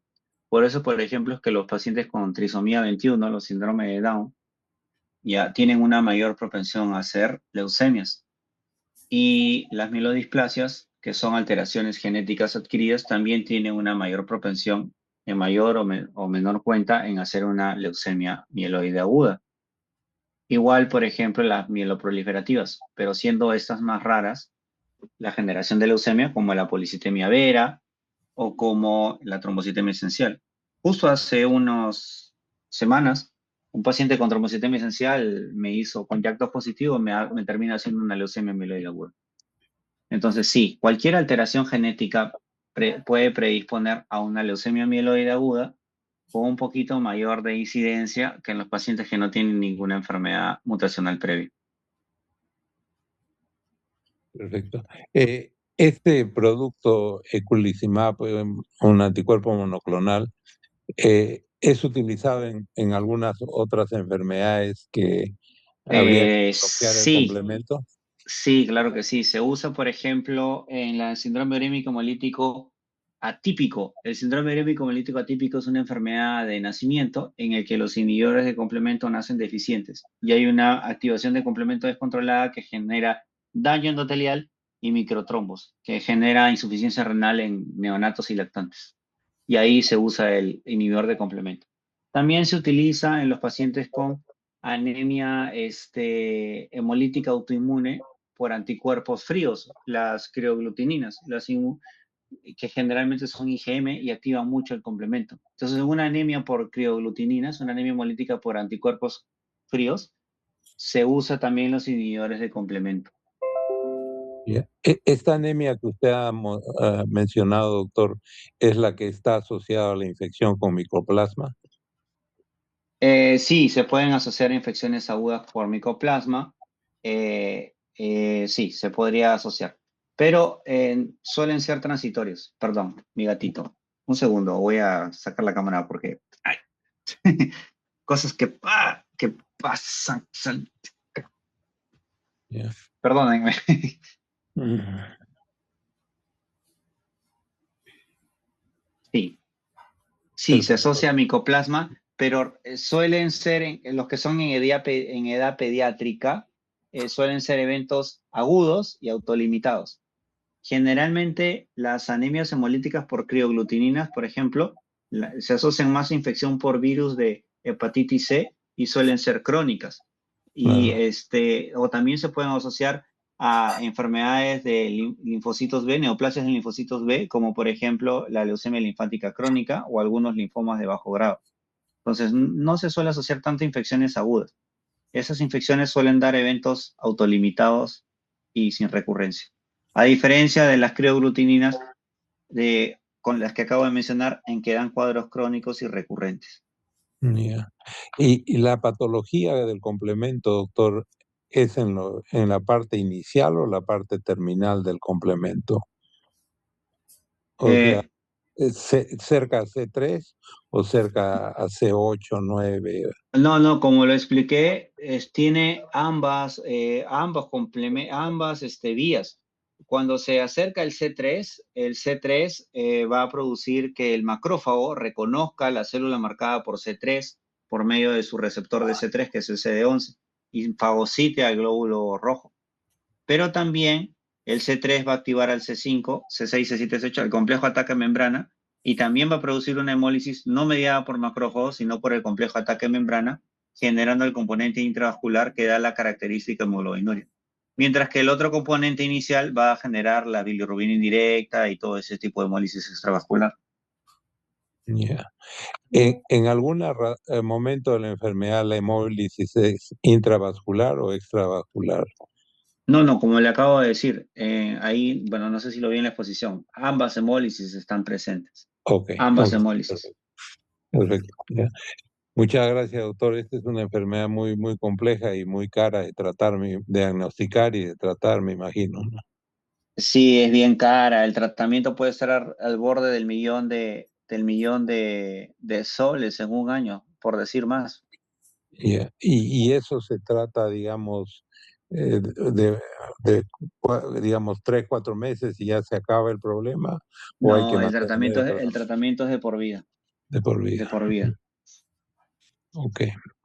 ¿Y trasplante de médula ósea corrige esto o no? No, hay mucha recaída, mucha recidiva. Su impacto en la Ok, sobrevida global es baja. ya. Ok, muchas gracias. Ya lo he atorado con muchas preguntas, disculpe. No, doctor, con mucho gusto.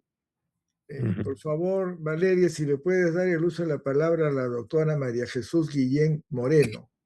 Y voy a aprovechar para reiterar una pregunta al doctor Dulanto que ella lo había mencionado antes, pero yo quiero que lo vuelva a mencionar ahora, que es, eh, a veces uno piensa que si yo necesito un trasplante de médula ósea, que me hagan el trasplante y que con eso voy a salir vivito, coleando, rapidito y bonito. ¿Qué problemas trae en cuanto a sobrevida, complicaciones, que a uno le hagan un trasplante de médula ósea, doctor Dulanto, por favor?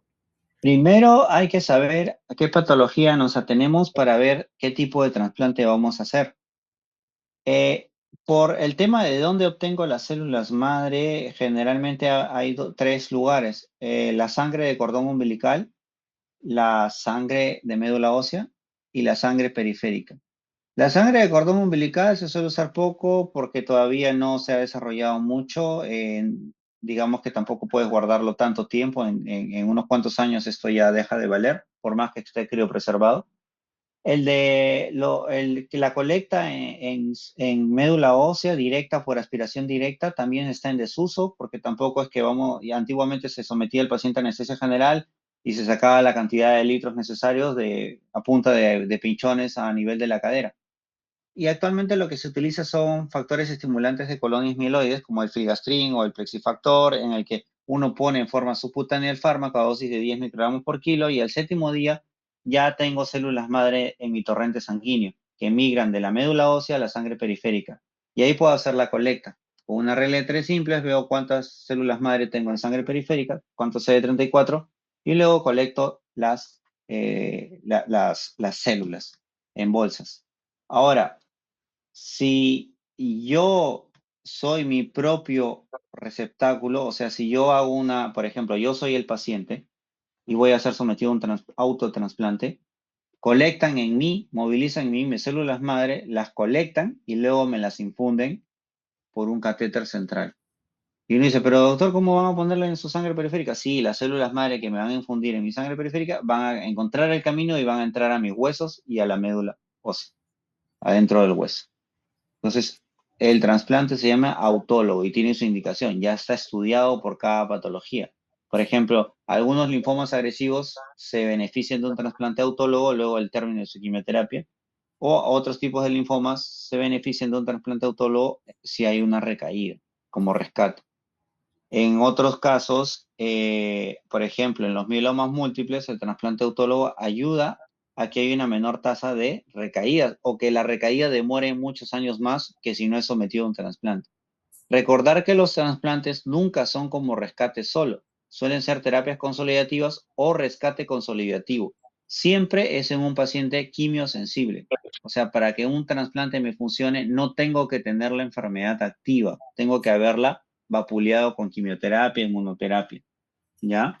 Entonces, eso es otro punto. Ahora, cuando el trasplante es de otra persona, esa otra persona puede ser 100% compatible, a eso se le llama halogénico, o solo la mitad de compatible, a eso se le llama haploidéntico.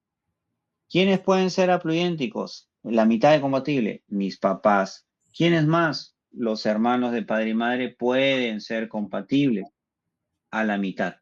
Y halogénicos, 100% compatibles, los hermanos de padre y madre.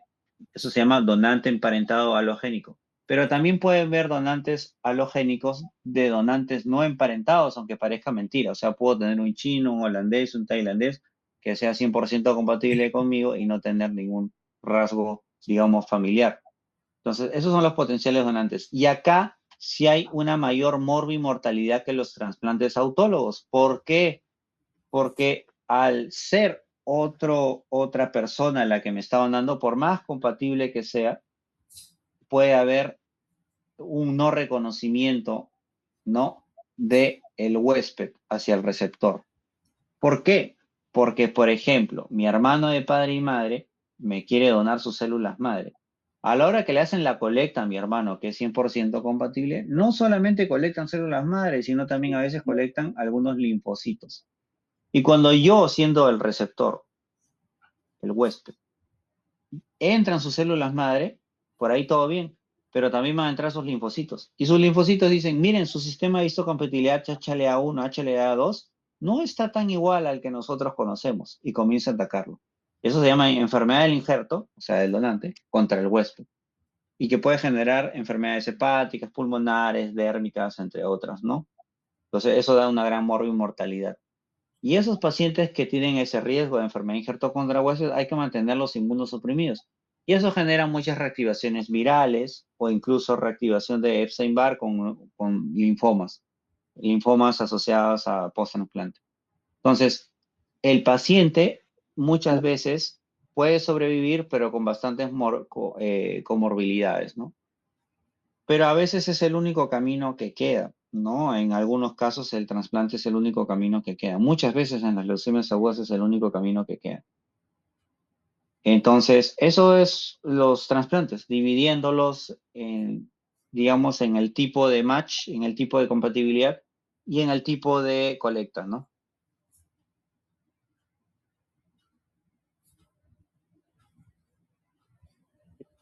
No sé si se entendió, espero que sí.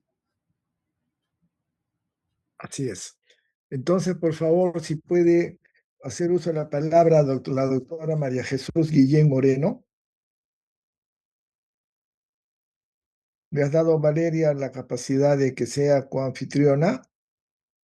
Ya.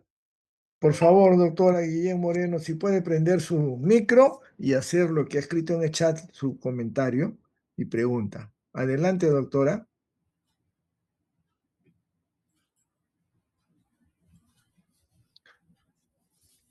Doctora Guillén Moreno, bueno, procederemos a leer la pregunta que dice, una persona que tiene anemia recurrente desde la niñez hasta la adultez, ¿puede mejorar en algún momento y qué consecuencias tiene? O sea, primero para tratar una anemia siempre tengo que delimitar la causa. O sea, ¿qué es una anemia, una talasemia de repente, una desferocitosis? ¿Qué es la causa de la anemia? Es más, yo a mis pacientes muchas veces le digo, cuando me dicen, yo tengo anemia, momento, la anemia es una consecuencia de algo, no es un diagnóstico. Entonces hay que ver cuál es la causa. Anemia es como decir, ¿sabe qué, doctor? Tengo disnea. Bueno, la disnea tiene causas. Igual, la anemia tiene causas. Para saber cómo se puede solucionar una anemia, hay que ver qué es lo que tiene de fondo. ¿Cuál es la causa de la anemia? Digamos, una anemia se puede producir por una leucemia aguda, como se puede producir por una mujer con con menstruaciones copiosas. Dicotómicamente diferente el manejo, evidentemente. Perfecto. Entonces debemos de averiguar la causa. Y ese es el gran problema que tenemos en tratar la anemia que no existe, pues. Tú sabes que recién en el año 2024, en el verano del 2024, se cambió el valor para los niños menores de 3 años. El punto de corte bajó de 11 a 10.5. Pero 10.5 vas a tener que la mayor cantidad de niños que tengan entre 6 meses Doctor y Matute, 1 año son hola doctor anémicos, ¿cierto? Miguel, buenas noches, le escucho. Bien, doctor, dígame. El micrófono. Micrófono, por favor, Eduardo. Apaga tu micrófono. Allá en Miraflores. Ya. Entonces, el cuento de esto es que le damos indistintamente a los niños, primero que no tienen anemia, con puntos de corte que no son, porque ponemos un punto flat cuando el valor de la hemoglobina empieza a aumentar a partir de más o menos los 6 meses hasta la adolescencia. Y no puede uno decir que le vamos a dar a todos el mismo punto de corte. Y ahí se da el valor así nomás al guerrazo, ¿no? Como tú dices, deberíamos de poder usar los adecuados puntos de corte y en los que queden, ver cómo los podemos enfrentar y determinar cuál es la causa de la anemia.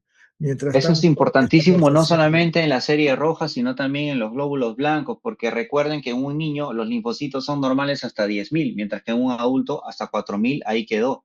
Entonces yo no puedo hablar, por ejemplo, yo cuando tengo en un adulto 8.000 linfocitos ya sospecho en un linfoma leucemizado o una leucemia, y en un niñito pues yo puedo alertar a alguien si veo 9.000 y digamos que un infante tener 9.000 es parte de su normalidad, ni siquiera una infección, es su normalidad.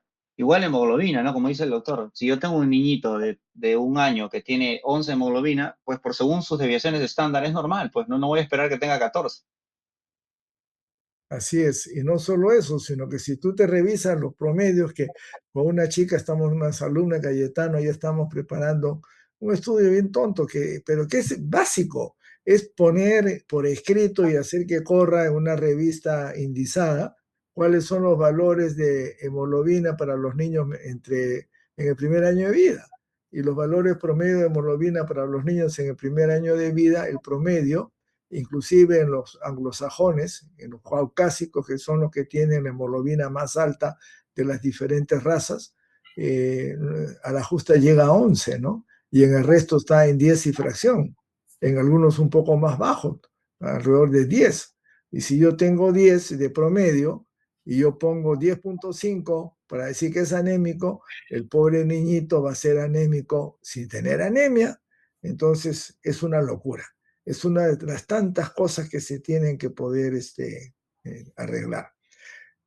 ¿Alguna pregunta más que hubiera, por favor, del auditorio? Porque todos hemos quedado muy contentos con tus explicaciones. Y lo que yo quería decirles es que todo esto queda grabado. Pueden ustedes entrar a la página de la Mancomunidad de los Andes y poder acceder a la grabación de la conferencia del doctor, porque algunos de los que han asistido esta noche querían volver a escuchar. Porque si queremos entender cómo funciona el problema en la hemoglobinuria paroxística nocturna, que ya el doctor Liendo explicó cuáles eran las teorías que había cuando nosotros éramos estudiantes internos y residentes, vean ustedes todo lo que ha cambiado. Tenemos que volver a escuchar la conferencia, que nos va a servir para poder entender no solamente problemas hematológicos, sino otras enfermedades, porque uno tiene que ir a entender el mecanismo para saber cómo se trata a cada paciente. En este momento nos hemos limitado muchos médicos y profesores a decir medicina basada en evidencias. ¿Qué dice la regla? Claro, pero tú pones el resultado y si tú te quedas en la evidencia de hace 5 años, de repente en este momento es completamente diferente porque alguien descubrió el porqué, ya el mecanismo, ya sea del diagnóstico o del tratamiento. Y todo cambia y nosotros seguimos medicina basada en evidencia porque es lo que hemos leído. Así que a seguir estudiando y tratando de hacer las cosas mejores. Yo les pido disculpas, pero tengo a una de mis hijas que está mal desde el viernes, con fiebre, con un dolor articular terrible, que ella pensaba que tenía una artritis y una cefalea de los 1000 diablos. Yo me olvidé y les digo la verdad, que ella había viajado a Jamaica, y en Jamaica hay dengue. Y hoy día recién se me ocurre decirle a mi hija, lo que tú tienes es dengue. Has estado en el norte, ¿no, papá? Yo estuve en Jamaica, acuérdate. Y en Jamaica, igual que en el Perú, ha habido dengue, sobre todo en 2023 y aumentó al 2024. Y este año que va a haber fenómeno del Niño, hay que pensar que nos va a volver a dar el dengue. Recuerden que el tratamiento del dengue existe, así la Organización Mundial de la Salud, el NIH, el CDC y el Ministerio de Salud del Perú diga que no hay. Nosotros hemos terminado un trabajo con el doctor Malca, él fue el que ejecutó el trabajo en Trujillo y fue espectacular, así que vamos a tener que hablar de eso posteriormente. Pero sepan que me equivoqué con mi hija, no pensé en dengue y vean que todos nos equivocamos, pues, y uno Roberto, como papá se equivoca más que el resto. Roberto, Sí, dime. Zika no es la que da más dolor articular. ¿Cuál? Zika. Zika. ¿Y dónde podría haber cogido el Zika? En Jamaica, en el mismo lugar. Jamaica también tiene Zika. Bueno, no estoy sospechando. O sea, si hay una enfermedad viral que da más síntomas articulares, es Zika, ¿no? Ya, O sea, de dengue da más dolores osteomusculares, ¿no? Ya. ¿Y dolor de cabeza también te da el Zika? Yo no he visto pacientes con Zika. No, pero se puede buscar rápidamente. Ya voy a revisar eso. Pero tienes razón, uno tiene que buscar y como es hija de médico, mis queridos amigos, se presentan las enfermedades más raras. Como mi otra hija, que el domingo me pasé toda la noche hasta la madrugada con primero una y después acompañando a la otra, tuve que llevar a la menor, que es la que vive conmigo. Ella ha tenido una ileitis terminal sumamente interesante. Simplemente ahí quedo porque nos estamos saliendo del tema. Yo quería pedir disculpas por esto. Estoy muy contento de la exposición del doctor Dulanto. La doctora Lisbeth Farge Valdivia quería hacer una pregunta, comentario, por favor. Si le puede dar el uso de la palabra a Valeria. Roberto, rápidamente, artralgia 64 a 78% y dolor de cabeza 45 a 62%. Ya.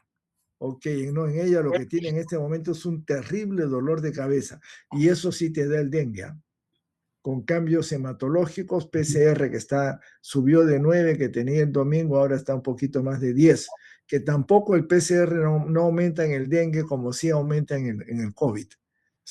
Y ha hecho algo más de anemia y linfopenia. La doctora que había pedido el uso de la palabra, por favor, si puede hacer su pregunta. ¿Le diste el uso de la palabra, Valeria? Sí, doctor. María Jesús Guillén Moreno, adelante, por favor. Doctora Guillén Moreno,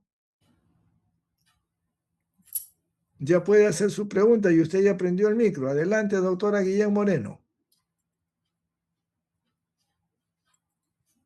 Doctora Guillén. Bueno. Valeria, si puedes presentar la conferencia de la próxima semana. Como ustedes han visto, ahora que hemos tenido un niño costero, ha habido leptospirosis, así que por eso le hemos pedido al doctor Ciro Maguiña, que también es de nuestro hospital. Como todos ustedes conocen, el doctor Maguiña es uno de los íconos de la medicina peruana,